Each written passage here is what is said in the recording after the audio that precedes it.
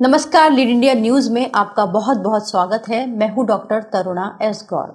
Delhi high court ने 23 दिसंबर को POCSO मामले में एक आरोपी व्यक्ति के हक में एक बड़ा फैसला दिया।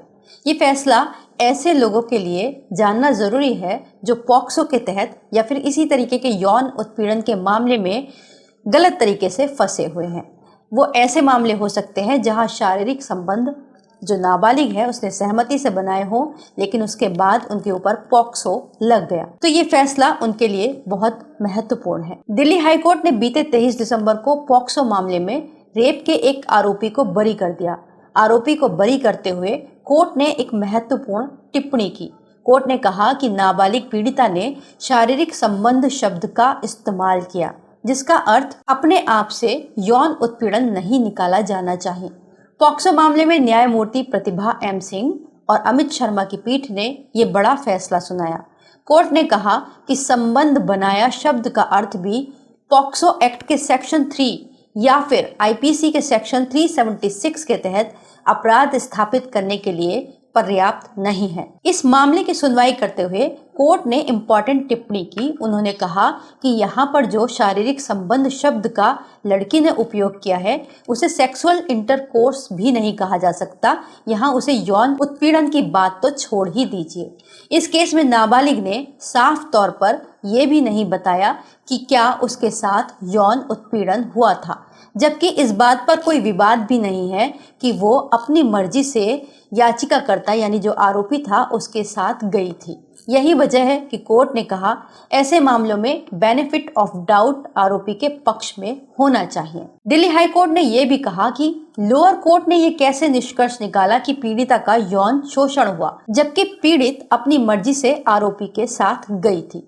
हाई कोर्ट से पहले इस मामले में लोअर कोर्ट ने आरोपी व्यक्ति को आजीवन कारावास की सजा सुनाई थी। इस मामले में कोर्ट ने महत्वपूर्ण बात ये भी कही कि इस तरह के केस में शारीरिक संबंध या यौन उत्पीड़न को अनुमान के आधार पर तय नहीं करना चाहिए, बल्कि पर्याप्त सबूतों के पुख्ता होने के बाद ही तय किया जाना चाहिए। कोर्ट ने यहाँ ये भी कहा कि इस केस में ये सफिशिएंट नहीं है कि पीड़िता की उम्र 18 साल से कम है। कोर्ट ने यहाँ पीड़िता के बयान पर जोर देते हुए कहा कि पीड़िता ने सुनवाई के दौरान शारीरिक संबंध शब्द कहा था, लेकिन इससे ये साफ नहीं हुआ कि उसने इस शब्द का प्रयोग किस अर्थ में किया था। इसीलिए कोर्ट ने याचिकाकर्ता को बेनिफिट ऑफ डाउट देते हुए बरी कर दिया।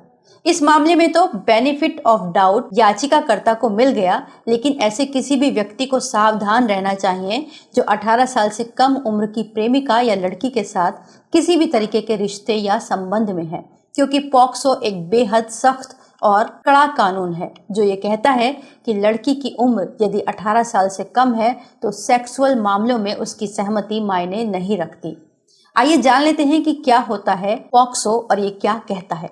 पॉक्सो एक्ट के तहत अपराध की गंभीरता के आधार पर कम से कम 3 साल से लेकर उम्र कैद या फिर मौत तक की सजा का प्रावधान है। इसके अलावा जुर्माना भी इसमें लगाया जाता है।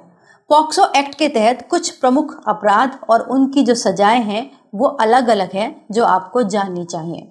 इसमें सेक्सुअल पेनिट्रेशन या हमले के मामले में कम से कम 10 साल की जेल का प्रावधान है, जिसे उम्र कैद तक बढ़ाया जा सकता है। अगर यही अपराध गंभीरतम श्रेणी का हो तो इसमें सजा 20 साल तक की हो सकती है, जिसे उम्र कैद या फिर मौत की सजा में भी तब्दील किया जा सकता है। वही नाबालिग के साथ यौन हमले के मामले में कम से कम 3 साल की जेल हो सकती है, जिसे 5 साल तक बढ़ाया जा सकता है।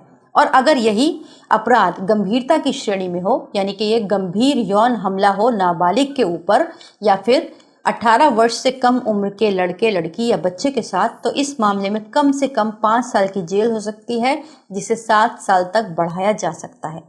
इसके अलावा पॉक्सो एक्ट कहता है कि बच्चों का अश्लील उद्देश्य के लिए इस्तेमाल करने के मामले में 5 साल की जेल हो सकती है, और बच्चों का अश्लील उद्देश्य के लिए इस्तेमाल करते समय यदि उनके साथ गंभीर यौन उत्पीड़न होता है, ऐसा मामला सामने आता है, तो कम से कम 10 साल की जेल हो सकती है, जिसे उम्र कैद या मौत की सजा में भी तब्दील किया जा सकता है। आपको बता दें कि 18 साल से कम उम्र होने पर सभी मामले पॉक्सो एक्ट के अंतर्गत चलाए जाते हैं। वीडियो को लाइक करें, हमारे चैनल को सब्सक्राइब करें। हमारे वीडियो सबसे पहले देखने के लिए बेल आइकन प्रेस करना ना भूलें।